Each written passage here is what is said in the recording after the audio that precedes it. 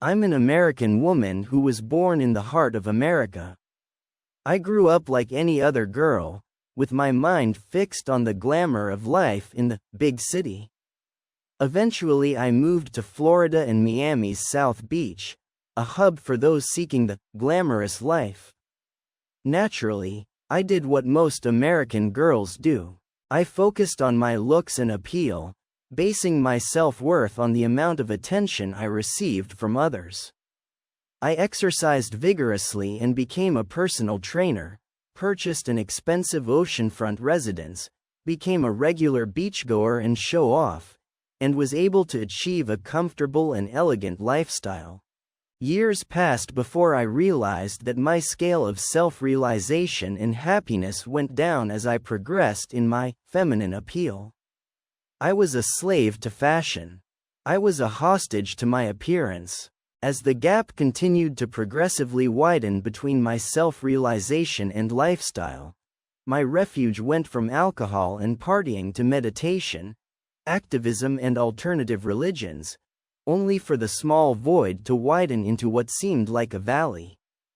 I finally realized that it was all just a painkiller, rather than an effective remedy. As a libertarian feminist and activist seeking a better world for all, my path crossed that of another activist who was already leading the way in indiscriminately promoting causes of reform and justice for all. I joined my new mentor's ongoing campaigns, which at the time included electoral reform and civil rights, among others. Now my new activism was fundamentally different. Instead of advocating justice in a selective way for only a few, I learned that ideals like justice, freedom and respect are meant to be and are essentially universal, and that the self-good and the common good are not in conflict. For the first time I knew what it really meant that all people are created equal. But most importantly, I learned that it only takes faith to see the world as one and to see the unity in creation. One day I came across a book that is stereotyped in a negative way in the West, the Holy Quran.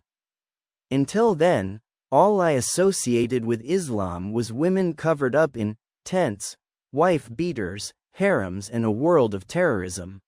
I was first attracted by the style and approach of the Quran and then intrigued by its perspective on existence, life, creation and the relationship between creator and creation. I found the Quran to be a very insightful approach to the heart and soul without the need for an interpreter or pastor. I finally reached a moment of truth. My newfound self-fulfilling activism was nothing more than embracing a faith called Islam, in which I could live in peace as a functional Muslim.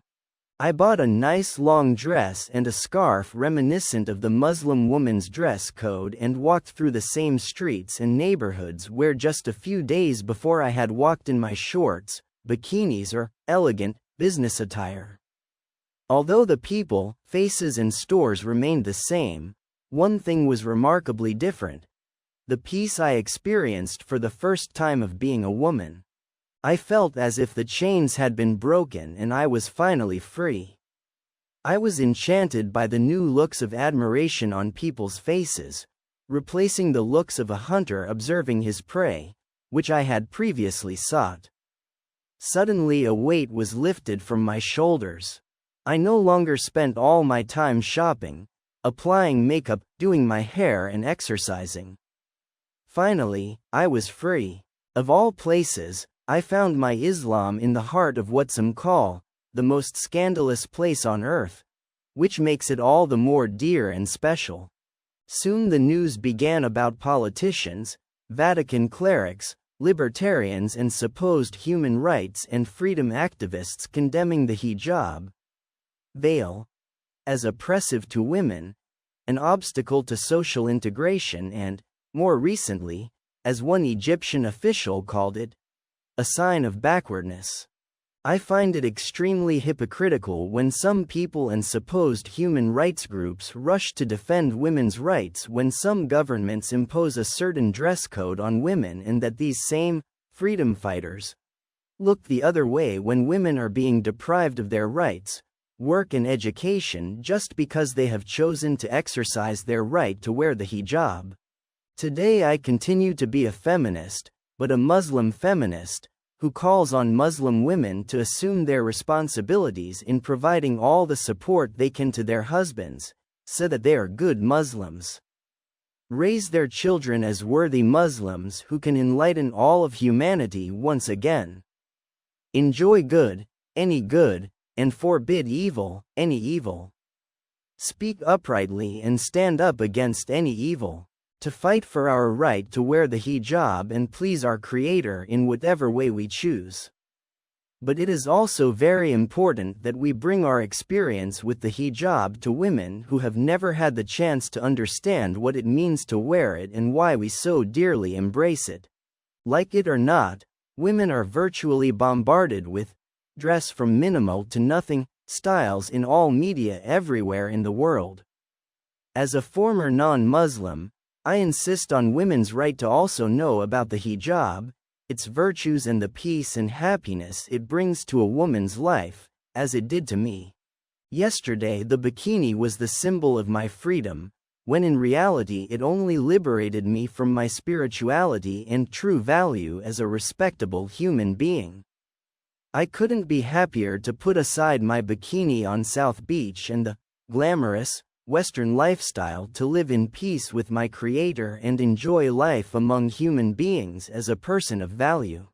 Today the hijab is the new symbol of a woman's liberation to discover who she is, what her purpose is, and the kind of relationship she chooses to have with her Creator. To the women who surrender to the repulsive stereotype against the Islamic modesty of the hijab, I say, you don't